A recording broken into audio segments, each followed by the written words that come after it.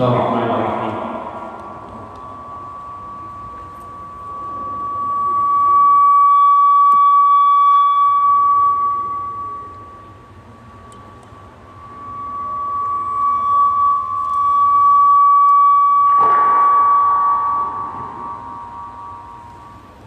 Assalamualaikum warahmatullahi wabarakatuh.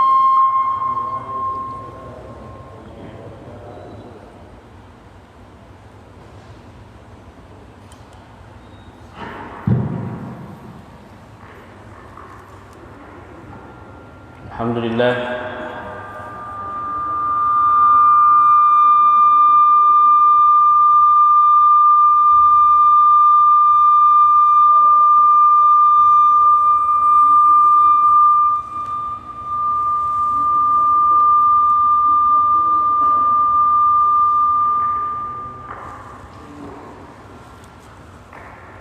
Alhamdulillah,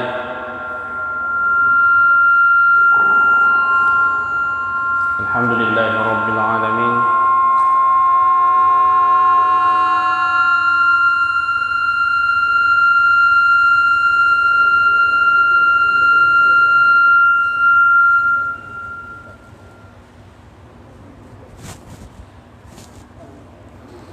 Alhamdulillah, Alhamdulillahi Rabbil Alamin.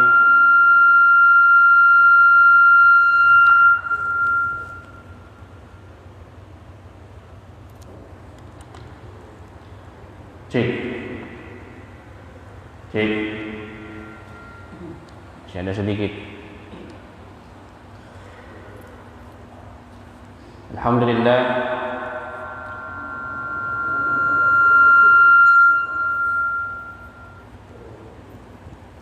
Alhamdulillahi Rabbil Alamin.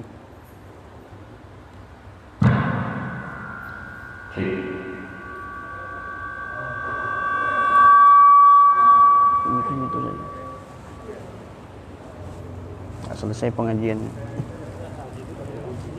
Hah? Ada buah puji.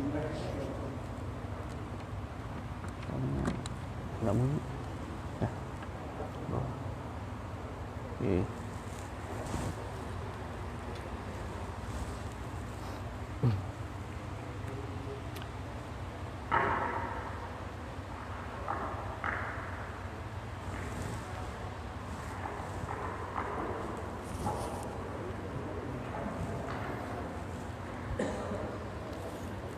Ini banyak pahalanya karena alhamdulillahnya sampai berkali-kali.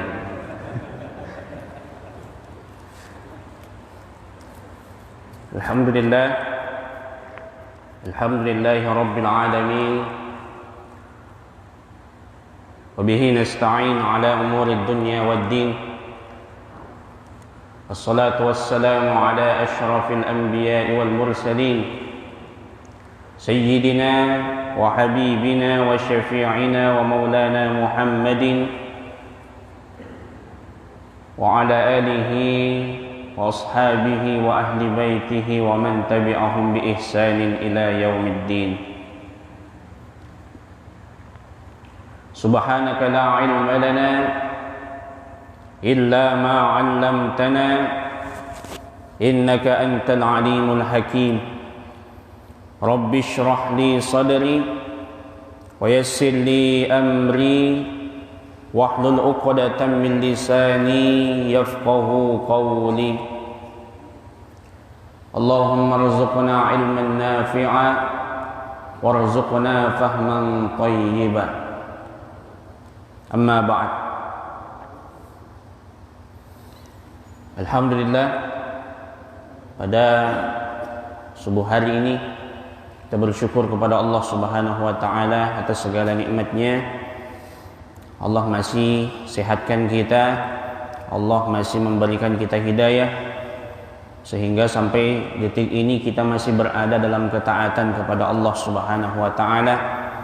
Maka mudah-mudahan kita bisa istiqamah dalam menjaga ketaatan kita kepada Allah. Saya berharap mudah-mudahan segala ibadah yang kita lakukan mampu menghantarkan kita untuk memperoleh rahmat Allah Subhanahu wa taala baik di dunia, lebih-lebih lagi nanti di akhirat. Salawat dan salam semoga senantiasa tercurahkan kepada baginda Nabi Muhammad sallallahu alaihi wasallam, Nabi yang syafaatnya sangat kita rindukan dan banggakan. Maka mudah-mudahan dengan duduknya kita di majelis ini yang merupakan sebuah taman di antara taman-taman surga, sebagaimana sabda Nabi sallallahu alaihi wasallam, "Idza marartum bi riyadil jannati farta'u." Apabila kalian sedang melewati sebuah taman atau taman-taman surga, farta'u, maka berbahagialah kalian. Sahabat bertanya, "Ma riyadul jannah?" Ya Rasul, apa yang dimaksud dengan taman surga? Rasulullah sallallahu alaihi wasallam mengatakan, majalisul ilm, majelis ilmu merupakan taman surga. Maka mudah-mudahan duduknya kita di tempat ini, di majelis ta'lim, Allah nanti insya Allah dudukkan kita bersama baginda Nabi sallallahu alaihi wasallam di dalam surganya. Insya Allah pada subuh hari ini kembali kita akan lanjutkan pembahasan kita, masih kitab yang sama, Sahih Sifat Salatin Nabi sallallahu alaihi wasallam, Sahih Sifat Salat Nabi sallallahu alaihi wasallam, karangan Sayyid Hasan bin Ali As-Saqaf. InsyaAllah kita akan lanjutkan masih berkenaan tentang anjuran untuk melihat tempat sholat ketika kita sholat supaya lebih khusyuk. Dan pada pertemuan yang lalu kita sudah bahas tentang hukum memejamkan mata ketika sholat. Kalau misalnya memejamkan mata itu membuat khusyuk, maka itu dianjurkan. Tapi kalau misalnya lantaran karena memejamkan mata kemudian melamun atau bahkan ketiduran, maka justru memejamkan mata tidak dianjurkan.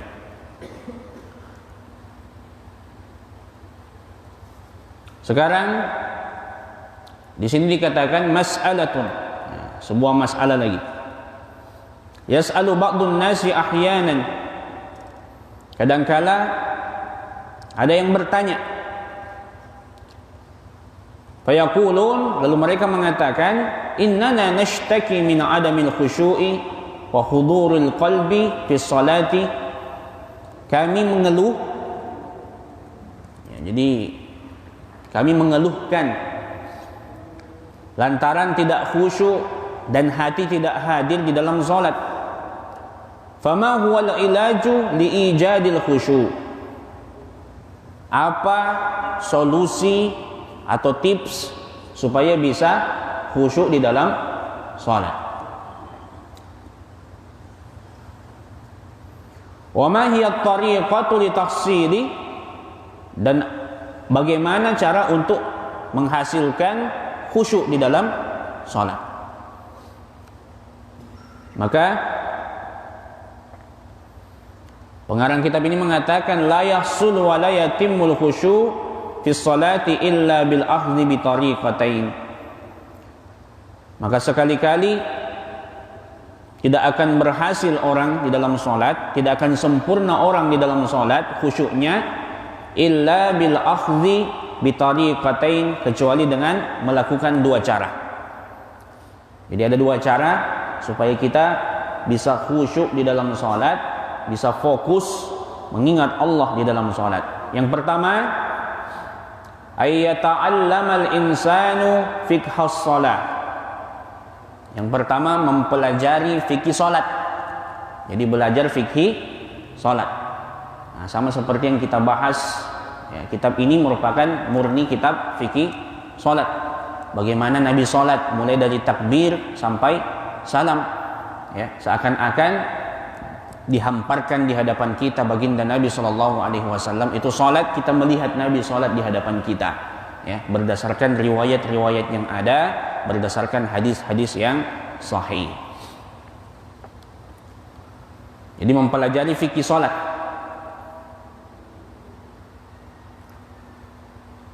Wa ya'rifu arkanaha, dan mengetahui rukun-rukun salat. Jadi kita harus tahu mana yang merupakan rukun salat. Supaya apa? Supaya kita berusaha jangan sampai ada salah satu di antara rukun itu yang tertinggal. Karena kalau ada salah satu di antara rukun salat yang tertinggal, otomatis salat tidak sah. Wa syurutaha, mengetahui syarat-syarat salat. Syarat salat ada dua. Ada syarat wajib salat, ada syarat sah salat. Ya. Ini harus tahu kita supaya khusyuk di dalam salat dan berusaha untuk memenuhi itu. Karena mustahil salat kita ini bisa berkualitas di sisi Allah Subhanahu wa taala kalau kita tidak tahu mana yang syarat wajib, mana yang syarat sah salat. Karena jangan sampai nanti kita melakukan sesuatu yang membatalkan salat. Karena kalau syarat sah salat tidak terpenuhi, otomatis juga salat tidak sah atau batal. Sama juga kalau syarat wajib tidak terpenuhi, maka sia-sia kita salat. Misalnya syarat wajib salat itu misalnya Islam, ya, baligh, dukhulul waqt, masuknya waktu. Nah, ini kalau tidak dipenuhi maka mustahil salat kita sah. Ya, tidak akan diterima oleh Allah. Belum masuk waktu sudah salat. Ya. Atau misalnya tidak beragama Islam, salat. Jadi kalau ada yang non muslim salat, biarpun 1000 rakaat, maka sekali-kali salatnya itu tidak akan dicatat oleh Allah Subhanahu wa taala sebagai ibadah. Kenapa? Dia tidak memenuhi syarat wajib salat. Yang wajib salat itu hanya muslim saja. Ya. Sama juga kalau ada anak-anak yang belum balik. Kalau anak-anak belum balik, maka kalaupun dia salatnya itu sebenarnya tidak berpengaruh sebenarnya. Akan tetapi karena dia bagian daripada pendidikan terhadap anak, maka tetap orang tua mendapatkan pahala mendidik anak. Nah itu. Sama juga kalau orang gila. Orang gila kalau salat tidak bernilai apa-apa salatnya itu. Ya. Biarpun dia salat misalnya 5 waktu, ya. Kemudian misalnya dia sholat misalnya sampai 1000 rakaat, ya tetap tidak ada pengaruhnya sama sekali. Karena orang gila itu tidak wajib sholat, karena tidak berakal. Ya. Cuma kenyataannya sekarang banyak orang gila yang sholat, tapi yang waras justru tidak sholat. Ya. Makanya ada beberapa masjid di Tarakan ini banyak, ya, yang mungkin keterbelakangan mental, tapi dia di masjid sholat 5 waktu. Biarpun dia sholat matanya bolak-balik, misalnya penglihatannya menoleh kiri kanan, tidak khusyuk, kadang main, ya tidak masalah, karena memang dia tidak wajib sholat. Sementara banyak di luar sana orang yang sebenarnya wajib sholat, justru dia tidak sholat. Ya. Berarti kalah dia sama orang gila. Orang gila ini sudah dijamin masuk surga. Kita ini yang waras belum ada jaminan, ya, belum ada jaminan kita. Makanya ini renungan juga buat kita semua.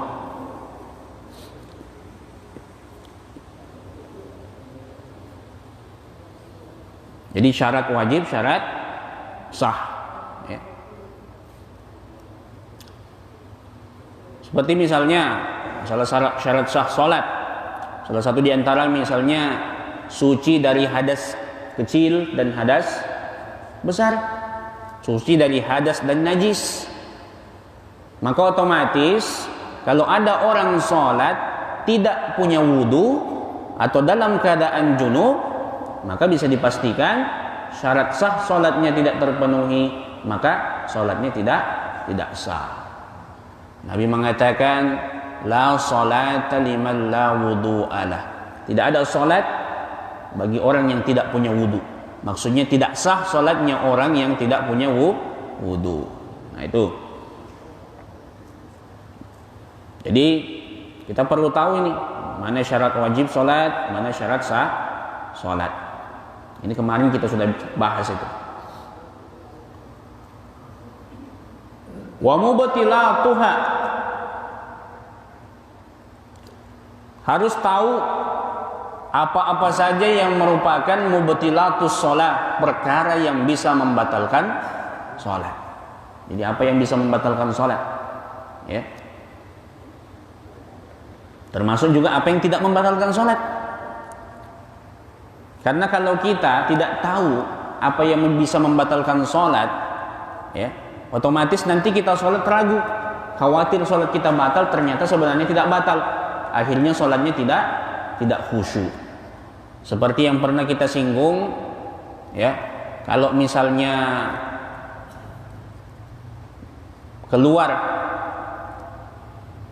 dari dua jalan, kubul, dubur, ya, itu kotoran, ya, dari depan, dari belakang, bahkan angin pun sekalipun keluar dari lubang belakang, ya, kentut, itu kan membatalkan sholat. Cuma kadang ada orang yang ragu ketika misalnya dia sakit perut, sementara sholat sakit perut, nahan kentut.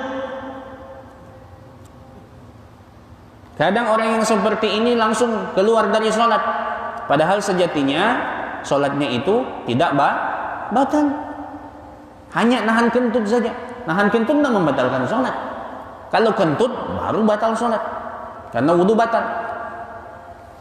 Makanya pernah saya ungkapkan tentang hadis Nabi SAW ketika ada orang yang sholat, kemudian di perutnya itu ada gangguan, ya, mau buang angin, maka kata Nabi, fala yakhrujannal masjidah, maka jangan sekali-kali dia keluar dari masjid hatta yasma'a sautan, sampai dia mendengarkan ada suara, ya, suara kentut maksudnya, au yajida rihan, atau ada baunya. Nah, itu ya. Jadi pasti kalau kentut ada suaranya, meskipun ada gambarnya. Au yajida rihan, atau ada baunya. Karena biasanya tidak bersuara, nah itu yang bau. Jadi kalau misalnya suara tidak ada, baunya juga tidak ada, yakin bahwasanya itu tidak keluar. Ya, tetap lanjutkan sholat. Karena kadang setan ini di dalam sholat selalu membuat kita was-was, ya, membuat kita was-was sehingga kita tidak khusyuk di dalam sholat. Jadi kalau kita ragu, cukup tepis keraguan itu dengan keyakinan kita, ya.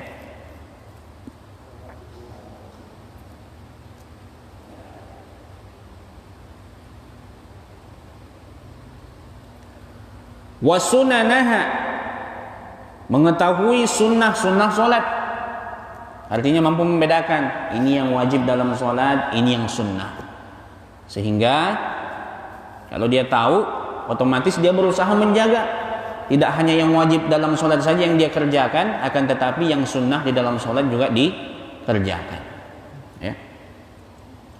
Wa jami'a ahkamiha, dan semua hukum-hukum di dalam sholat, ya,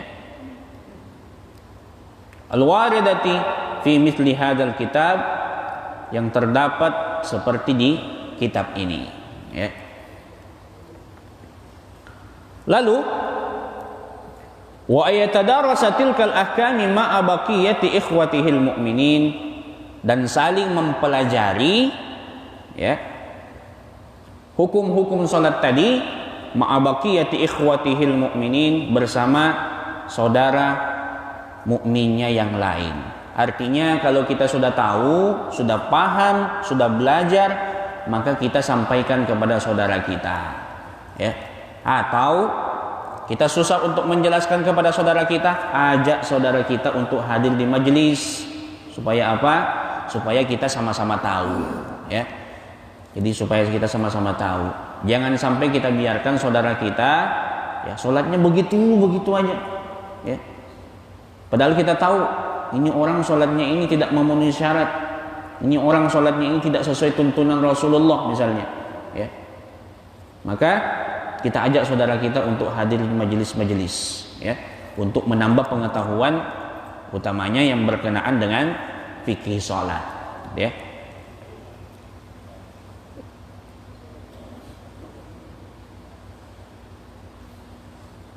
Jadi kalau ada orang alim, paham agama, tidur, Tapi ada orang jahil, orang yang bodoh, tidak paham agama, sholat. Setan itu lebih takut kepada orang yang alim tidur. Ya, jadi orang yang alim itu lebih ditakuti oleh setan meskipun dia tidur, daripada orang yang bodoh, tidak paham agama, sholat.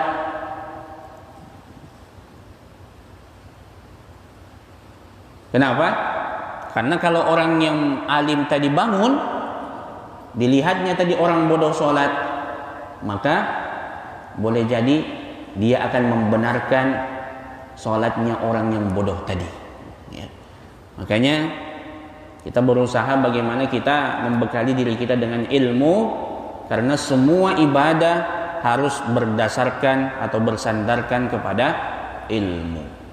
Ini yang dikatakan oleh Al-Imam Syafi'i rahimahullahu ta'ala dalam sebuah perkataan beliau, man arada dunya fa'alaihi bil ilm. Siapa yang menghendaki kesuksesan di dunia, maka hendaknya dia punya ilmu. Ya, makanya di dunia ini tidak ada orang yang sukses kalau tidak punya ilmu. Mau berdagang ada ilmunya, mau bertambak ada ilmunya, ya. Dalam pemerintahan ada ilmunya. Jadi kesuksesan dunia tidak akan dicapai kecuali dengan ilmu. Ya. Orang nanam padi saja ada ilmunya, nggak asal tanam saja. Ya. Kalau orang misalnya bertambak tidak pakai ilmu, jadi bibit itu dihambur saja begitu saja. Ya. Kemudian misalnya tidak diracun, misalnya itu tambak. Ya.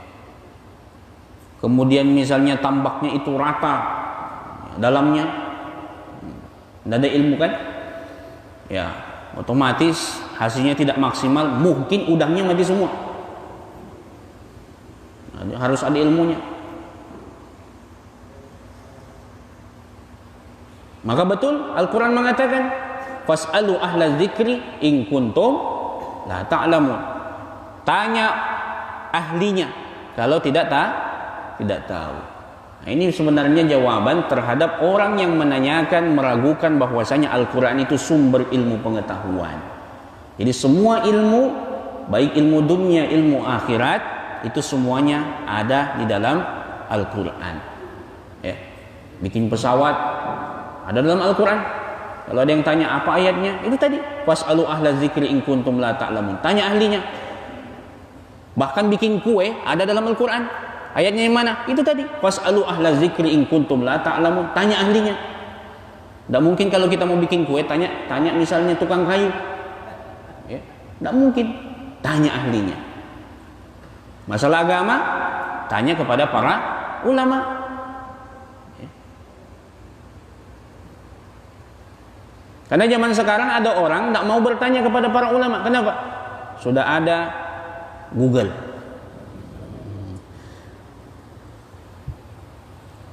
Ini tidak ada dalam hadis ini, ya.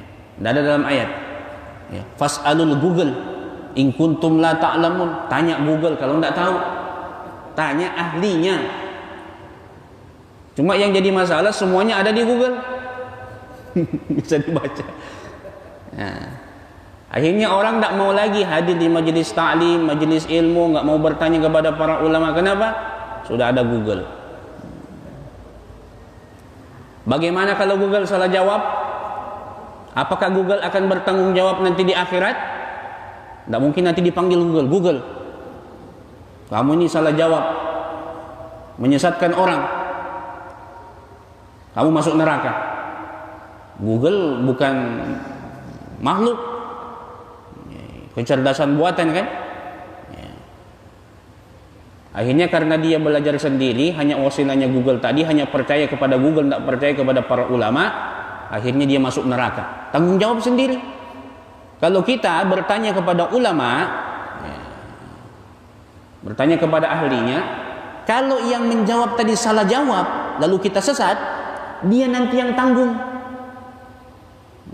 Dia yang tanggung jawab di akhirat. Makanya saya kadang kalau ada yang tanya itu beban juga saya. Makanya saya tidak berani mengeluarkan fatwa kalau ada yang bertanya. Pasti patokan saya kitab. Ya. Karena kalau ada orang yang menjawab sesuatu, bahkan mengisi kajian tidak pakai kitab, ya, maka seakan-akan dia telah berfatwa. Kalau misalnya dia menyesatkan orang, otomatis nanti dia yang bertanggung jawab di akhirat. Kalau saya pakai kitab, kalau misalnya yang pengarang kitab ini yang salah dalam memahami, maka nanti dia yang tanggung jawab di akhirat. Saya tidak masalah. Nah itu.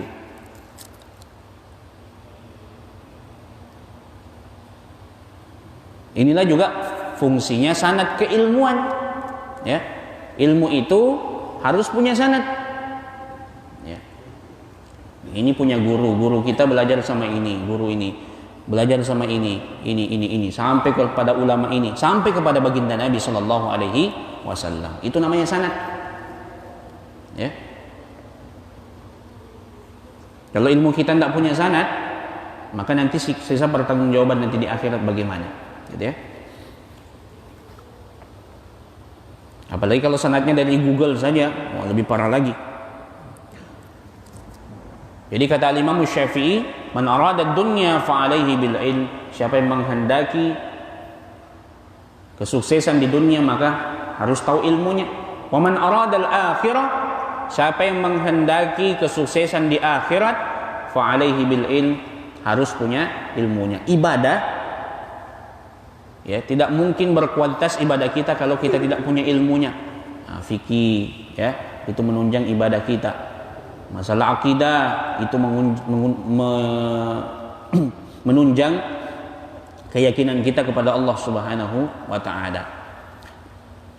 Atau ilmu tasawuf misalnya, ya, ketika kita dalami misalnya, ya, lebih mendekatkan kita kepada tazkiyatun nafs, pensucian jiwa, ya, sehingga kita lebih dekat kepada Allah Subhanahu wa taala. Cuma ada orang belajar tasawuf tapi enggak belajar fikih. Akhirnya dia tidak sholat. Ya. Yang penting eling, ingat, sudah sholat. Jadi kalau sudah azan dia pejamkan matanya. Azan dia pejamkan matanya. Kenapa kau pejam mata? Saya sholat dulu. Orang semua pergi masjid, dia enggak. Kenapa kau tidak pergi sholat? Saya tadi sudah sholat. Kapan? Waktu saya pejam mata, saya sholat. Jadi dia hanya mengingat Allah saja, tapi tidak laksanakan sholat. Katanya kan sama saja, tujuan kita sholat untuk mengingat Allah. Maka percuma katanya kita sholat tapi tidak ingat Allah. Mending kita ingat Allah tapi tidak sholat katanya. Kalau ada yang seperti itu, tidak usah kasih makan nasi. Kasih lihat saja nasi begini, kenyang sudah dia. Ya, tidak usahlah kau makan ayam. Nih ayam, lihat saja, kenyang kah sudah? Sama kan? Sama. Atau bayangkan saja ayam sudah kenyang. Itu harus dimakan itu, baru bisa kenyang. Tidak mungkin kita bisa ingat Allah kalau nggak sholat. Nabi saja sholat. Berarti kalau ada yang tidak sholat sama sekali, hanya eling tadi, berarti derajatnya lebih tinggi daripada Nabi. Ya. Bukan Nabi tapi tidak sholat. Jadi waman arada al-akhirah fa alaihi bil ilm. Siapa yang menghendaki kesuksesan di akhirat harus tahu ilmunya. Ya. Karena ini menunjang ibadah, belajar bacaan-bacaan sholat, ya, masalah fikih, masalah akidah dan lain sebagainya. Wa man aradahuma fa alaihi bil ilm. Siapa yang menghendaki kesuksesan di dunia di akhirat, dua-duanya harus punya ilmunya. Jadi kuncinya ilmu. Ya, kuncinya ilmu. Makanya menuntut ilmu itu minal mahdi ilal lahdi. Dari ayunan, artinya mulai sejak kecil sampai liang lahat, ya, sampai mati. Artinya tidak ada putusnya kita belajar dan belajar. Bukan misalnya dari ayunan sampai sarjana. Akhirnya kalau sudah sarjana katanya sudah selesai, ya, sudah pintar. Makanya sekarang banyak sarjana yang sombong. Kenapa? Dia tidak mengamalkan hadis tadi, minal mahdi ilal lahad. Menuntut ilmu itu mulai dari ayunan sampai ke liang lahat. Akhirnya dia selesai sarjana, selesai wisuda, sudah merasa paling pintar. Bahkan kadang kepintarannya digunakan untuk membodohi orang lain. Ini. Itu yang pakai rompi kuning semua itu, rompi KPK itu. Ya, itu sarjana semua itu, orang pintar. Tapi membodohi orang.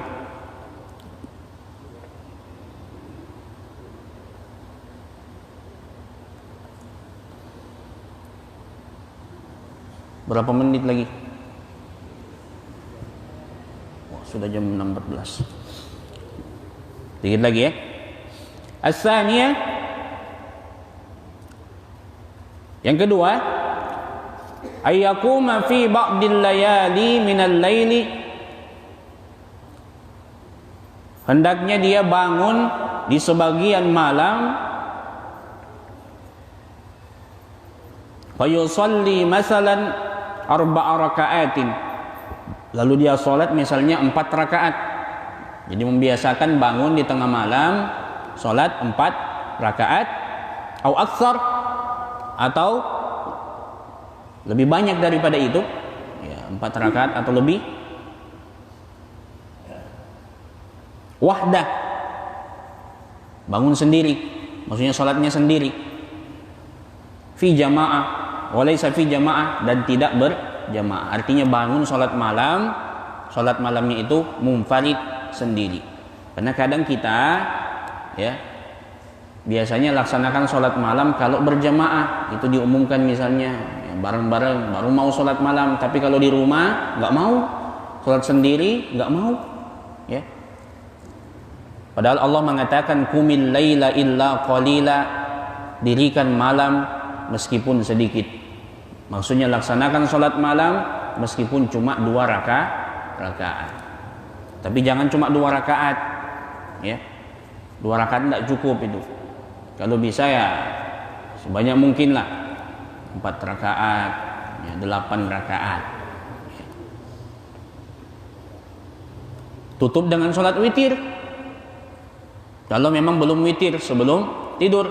Tapi kalau sudah witir sebelum tidur, maka tidak perlu lagi ditutup dengan witir ya. Karena Rasulullah mengatakan la witrani fi lailatil wahidah, tidak ada 2 witir dalam satu malam. Artinya witir itu 1 kali saja, qablan naum au ba'da ya, sebelum tidur atau setelah tidur. Silahkan dipilih. Kalau misalnya sebelum tidur kita witir, berarti kita ikut kepada Abu Bakar. Abu Bakar itu witirnya qablan naum, sebelum tidur. Kalau kita witirnya setelah sholat malam, berarti kita ikut witirnya Umar bin Khattab ya. Dan dua-duanya tidak disalahkan oleh baginda Nabi Sallallahu Alaihi Wasallam. Yang salah itu yang tidak witir sama sekali ya. Nah, sudah masuk waktu isyraq. Rasulullah mengatakan innallaha witrun, Allah itu esa, yuhibbul witr, menyukai bilangan yang ganjil. Faman lam yutir, barang siapa yang tidak sholat witir, kan sholat witir ini jumlah bilangannya ganjil ya. Barang siapa yang tidak sholat witir, falaisa minni, maka bukan umatku. Jangan sampai di akhirat kita tidak diakui sebagai umat Nabi lantaran karena kita ya meninggalkan sholat witir. Karena kita kadang sholat witirnya kapan? Bulan Ramadan. Ramadan berakhir, witirnya juga berakhir ya. Makanya pada pertemuan yang lalu mungkin sudah saya singgung ya, di kampung saya itu begitu. Kalau orang sholat tarawih itu ya 20 rakaat ya, ditambah witir 3. Tapi kalau 8 rakaat mundur. Jadi 8 rakaat, yang ngambil 20 mundur dulu. Yang 8 atur shaf, ada 1 orang imam witir. Jadi habis 8 rakaat witir memang di tempat. Yang ngambil 20 tadi mundur, ngopi di belakang. Nah, enak kan? Enak. Ngopi sambil menunggu yang ini, yang witir ini tadi selesai. Nah, jadi enggak bakal mau pulang itu karena ada siap kopi di belakang. Ada kuenya juga kan. Jadi ada konsumsinya sudah disiapkan. Nah, kemudian kalau sudah selesai yang 8 rakaat ini, nah, baru tadi yang 20 maju kembali atur shaf, lanjutkan sampai 20 rakaat, tutup dengan witir. Yang 8 tadi ada juga yang kembali pulang ke rumah, ada yang tinggal ngopi juga. Nah, itu. Kan bagus begitu tuh. Apalagi kalau di masjid kita begitu nanti bulan Ramadan, nah, insya Allah biarpun jam 11 selesai sholat tarawih tidak apa-apa. Ya, kenapa? Ya, tidak pikir lagi.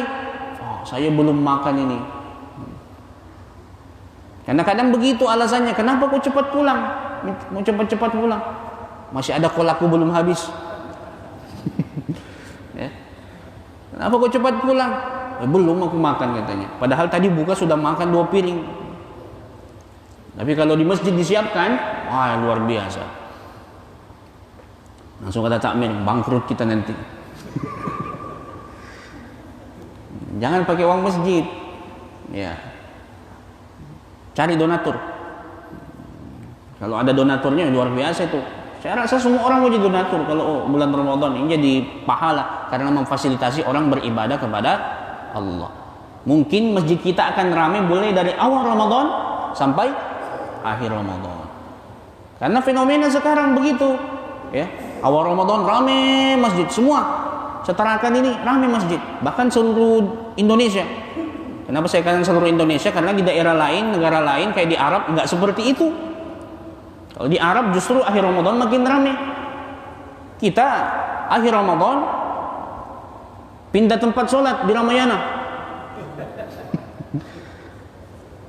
di THM. Jadi tidak tarawih di masjid lagi, di sana semua sholat tarawih. Itu. Tapi kalau begitu tadi, wah, insya Allah ramai dari awal sampai akhir. Sediakan fasilitas misalnya kalau ada yang mau iktikaf misalnya ya, sampai tidak pulang, sediakan fasilitas. Ya, tapi tidak perlu kasih kasur apa dan lain sebagainya karena nanti ujung-ujungnya tidak zikir dia, bukan iktikaf malah tidur di masjid. Gitu ya. Saya rasa itu ya. Wallahu a'lam bissawab. Sampai di sini ada pertanyaan mungkin kalau ada. Kalau tidak ada kita tutup. Ya, ada pertanyaan.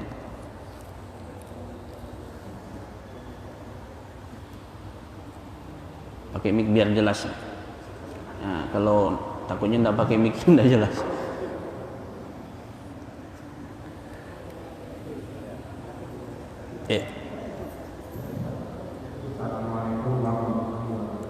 Assalamualaikum warahmatullahi wabarakatuh.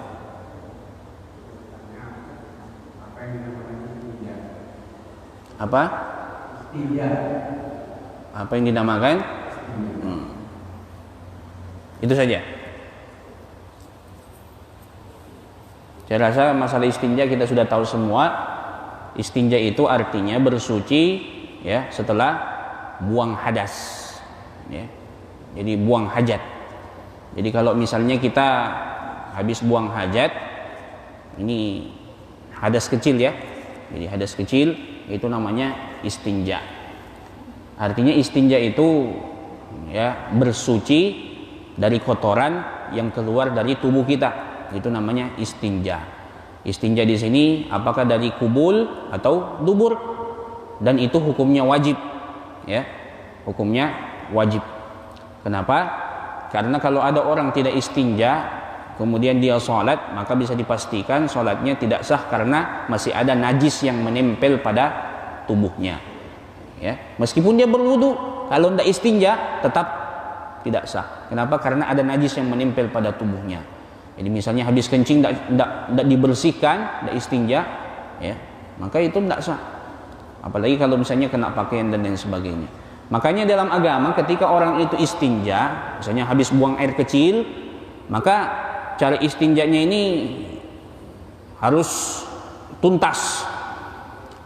Kencingnya itu jangan sampai keluar ya, setelah istinja. Bagaimana supaya tuntas itu kencing? Maka dianjurkan baginya at-tanahnu wan nat salasan dalam kitab Bidayatul Hidayah. Dianjurkan baginya untuk at-tanahnu, berdehem-dehem. Ya. Jadi, tapi berdehemnya di sini bukan hanya sekedar berdehem-dehem, tapi bagaimana kita perut ini tadi ya menekan itu kotoran supaya keluar sisa-sisa kencing tadi. 3 kali minimal. Kalau misalnya mau lebih silakan, tapi usahakan bilangannya ganjil. Berarti kalau 3 kali, 5 kali. Tapi jangan 99 kali, terlalu banyak. Habis suara kita. Ya. Itu. Kemudian diurut. Ini bagi laki-laki. An-natr, diurut itu. Di bagian bawah kemaluan, tempat keluarnya itu diurut 3 kali. Jadi ditekan 3 kali. 3 kali saja, jangan terlalu banyak. Ya. 3 kali. Nah, kemudian baru setelah itu dipastikan sudah keluar semua, tidak ada lagi yang keluar, baru dicuci. Ya, dicuci. Bagi perempuan, selain berdehem tadi, dianjurkan untuk menekan bagian bawah dari perutnya supaya kotoran itu keluar, ya, najisnya semua keluar, baru dicuci, ya. Kecuali orang yang punya penyakit prostat, ya, meskipun itu sudah dicuci kadang masih keluar juga, maka baginya tidak masalah, itu dimaafkan, tapi dia tetap wajib untuk menggunakan pelapis supaya najis itu tidak mengenai pakaiannya. Berarti harus pakai popok. Nah, jadi pakai popok. Jadi orang kalau prostat pakai popok dia. Jadi kalaupun dia sholat tadi keluar, karena memang tidak bisa dihindari itu, ya, tetap sah sholatnya. Tapi ketika dia selesai sholat, mau sholat lagi, popoknya harus diganti, pakai yang istinja dulu, pakai yang baru, kemudian berwudu kembali, lalu sholat. Makanya repot juga kalau mau sholat jamaah di masjid kalau begini, ya, tidak mungkin bawa popok ke masjid kan, ya. Tapi begitulah caranya, ya. Sama juga kalau keteter tadi, tidak apa-apa orang sholat pakai keteter, tidak masalah. Yang penting ya najisnya tadi yang dari itu tadi tidak menyebar kemana-mana, di situ saja dia, dan yakin bahwasanya tidak ada yang mengenai pakaian, maka silahkan sholat dengan seperti itu, ya. Berwudu seperti biasa, kemudian sholat, itu tidak masalah, ya. Istinja ketika buang air besar itu juga penting, bukan hanya yang di luarnya saja yang kita hilangkan kotoran itu, tapi bagian lubang pantat ini, dubur, itu diusahakan bersih sama sekali. Makanya ini jari ini, ya, ini ada 5 jari. 2 jari ini tugasnya untuk membersihkan lubang tadi. 2. Ini yang pertama, ini putar-putar itu. Ini lubangnya diputar-putar. Kasih keluar itu semua kotoran. Takut jangan sampai ada tersisa. Jadi tengah juga seperti itu. Nah, kemudian setelah yakin bahwa tidak ada lagi yang tersisa, nah, silahkan mau pakai sabun silahkan. Kemudian setelah itu dicuci, dibilas yang bersih. Kalau sudah kesat, sudah bersih itu, dan yakin supaya tangan kita ini bersih, ya. Jadi kalau misalnya kita tidak yakin tangan kita ini sudah bersih tadi, ya dicium, kalau masih ada baunya berarti belum itu, masih ada bau kotoran kan, belum itu. Kalau misalnya sudah tidak ada bau kotoran, yakinkan untuk dijilat. Kalau kita misalnya tidak ragu untuk menjilat itu, berarti sudah bersih. Kalau masih jijik jilatnya, oh, itu belum bersih itu. Tapi jangan dijilat betulan, tidak usah. Ya, yakinkan diri kita saja, kalau saya jilat ini tidak masalah. Nah, itu, ya. Jadi seperti itu caranya. Itu istinja, ya. Selain menggunakan air, namanya istijmar. Ya, jadi bersuci selain menggunakan air, namanya istijmar. Kalau istinja itu menggunakan air. Istinja selain menggunakan air namanya istijmar. Pakai tisu misalnya, itu istijmar. Pakai batu, kalau dalam agama ada namanya istijmar menggunakan batu. Jadi batu itu cari yang ada sisinya, minimal 3 sisi, ya. Sisi yang pertama hilangkan kotoran, sisi yang kedua hilangkan kotoran, sisi yang ketiga sampai bersih, ya. Cuma repot juga kalau pakai batu, nanti lecet. Kalau sekarang kan sudah ada tisu basah, ya, jangan repot bawa-bawa batu. Makanya kalau dalam perjalanan musafir kan tidak mungkin di pesawat kita itu bisa istinja, ya, sebersih itu. Makanya dibantu dengan tisu tadi, bawa tisu basah, ya, istijmar dulu baru istinja untuk meyakinkan kita. Karena kalau kita istinja saja di atas pesawat, nanti basah lantai pesawat, nanti koslet, ya, tidak sampai tempat tujuan kita. Meninggal semua satu pesawat. Gara-gara kita istinja. Ya. Sama juga, makanya tidak boleh berwudu di atas pesawat. Ya. Makanya tayamum saja. Kenapa? Karena itu tadi, lantainya ini tidak boleh kena air. Saya rasa itu ya. Wallahu a'lam bissawab. Kita tutup dengan berdoa kepada Allah Subhanahu wa taala. Mudah-mudahan Allah panjangkan umur kita, Allah lapangkan rezeki kita, Allah sehatkan keluarga kita, Allah anugerahkan kepada kita keturunan yang soleh dan soleha. Kalau ada yang sakit, mudah-mudahan penyakitnya diangkat oleh Allah, diberikan kesembuhan oleh Allah Subhanahu wa taala. Dan kita doakan ya, para calon-calon tamu Allah yang sampai sekarang belum bisa mengunjungi tanah suci, yang mudah-mudahan segera ada jalan untuk berkunjung ke Baitullah. Jadi semua travel ini bukan galau, ya. Sebenarnya yang jamaahnya yang galau, travelnya nggak galau. Yang galau itu jamaah. Nah, kita doakan mudah-mudahan ya, virus corona ini bisa segera hilang, tidak menyebar kemana-mana. Ala hadini wa kulli niyatin salihah. Al-Fatihah. A'udzubillahi minasyaitonir rajim. Bismillahirrahmanirrahim. Alhamdulillahirabbil alamin arrahmanir rahim maliki yaumiddin. Iyyaka na'budu wa iyyaka nasta'in. Shiratal mustaqim, shiratal ladzina an'amta 'alaihim ghairil maghdubi 'alaihim waladdallin. Bismillahirrahmanirrahim. Alhamdulillahirabbil alamin. Hamdal syakirin, hamdan na'imin, hamdan yuwafi ni'amahu wa yukafi mazidah. Ya Rabbana lakal hamdu lakal syukru kama yanbaghi li jalali wajhikal karim wa 'azimi sultanik. Wa sallallahu ala sayyidina Muhammad wa ala alihi wa sahbihi ajma'in. Allahumma rzuqna fahman nabiyyin wa hibdal mursalin wa syir'ata ilhamil malaikatil muqarrabin. Allahumma rabbana zalamna anfusana wa illam taghfir lana wa tarhamna lanakunanna minal khasirin. Allahumma rabban nas azhibil ba's ishfi anta syafi la shifaa illa shifaa'uka shifaa'an la yughadiru saqaman wa la alama. Allahumma yassir lana umurana umurad dunya wal akhirah. Allahumma yassir lana umurana bi ziyarati baitikal haram fi kulli 'am. Allahumma inna nas'aluka syafa'ata nabiyyika Muhammadin sallallahu alaihi wasallam. Allahumma inna nas'aluka hubbaka wa hubba nabiyyika Muhammadin sallallahu alaihi wasallam wa nas'aluka kulla ma yuqarribuna ila hubbika wa hubbi nabiyyika Muhammadin sallallahu alaihi wasallam.